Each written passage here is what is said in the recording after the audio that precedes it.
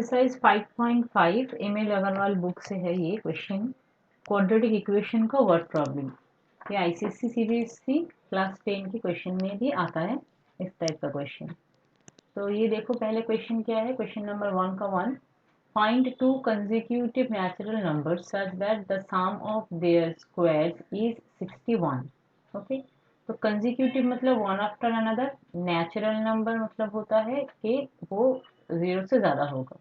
तो यहाँ पे क्या करना है, पहले दो नेचुरल नंबर लेने हैं। यहाँ पे let the two natural numbers are, कौन से होंगे, एक मैंने ले लिया x क्योंकि कंसेक्यूटिव है, दूसरा होगा x+1।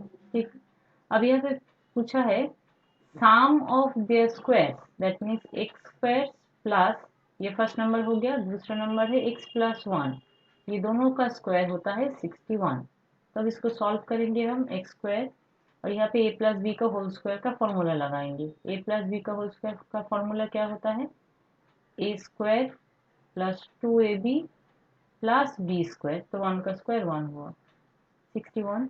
Then 2x square plus 2x, और इस 61 को अगर इधर लाएंगे तो माइनस हो जाएगा, तो यहाँ पे आ जाएगा -60 इक्वल टू 0।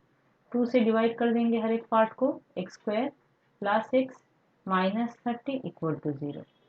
अब यहाँ पे क्या करना है, इस 30 को फैक्टराइज करके, यहाँ पे कुछ नहीं है मतलब 1 है, 1 लाना है। तो इसको हम सिंपली इस तरह से लिख सकते हैं 6 - 5 इंटू 6 - 5 इंटू एक्स -30।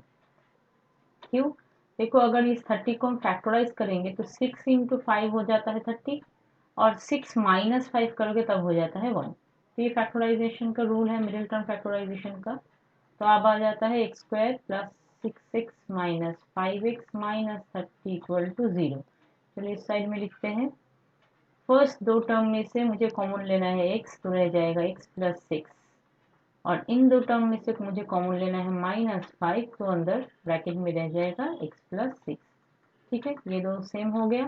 तो इसके लिए हम क्या लिखेंगे, x प्लस 6 इंटू, यहाँ पे रह गया ये वाला x, और यहाँ पे रह गया ये वाला -5 इक्वल टू 0। तो इसको अगर हम सॉल्व करेंगे तो x का वैल्यू हमारा क्या क्या आया, एक है -6, दूसरा है +5। अब यहाँ पे क्योंकि क्वेश्चन में पूछा था ना कि नेचुरल नंबर लेना है, तो -6 डिस्कार्ड हो जाएगा। -6 क्या हम कर देंगे, डिस्कार्ड कर देंगे। क्यों, क्योंकि x belongs to natural number पूछा है, नेचुरल नंबर बोल दिया है यहाँ पे, तो फिर x का एग्जैक्ट वैल्यू कितना होगा, 5। तो अब कॉन्जिक्यूटिव नंबर्स फिर क्या क्या होंगे, दो नंबर निकालना है।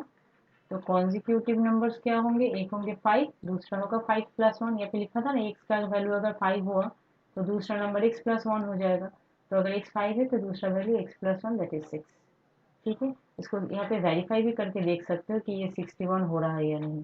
जैसे कि क्या बोला था, एक्स स्क्वायर प्लस x+1 का स्क्वायर था, तो 5 का स्क्वायर प्लस 6 का स्क्वायर, तो देखो 5 का स्क्वायर 25, 6 का स्क्वायर होता है 36, दोनों को ऐड करोगे तो हो जाएगा 61। So our answer is correct, you can verify it in this way.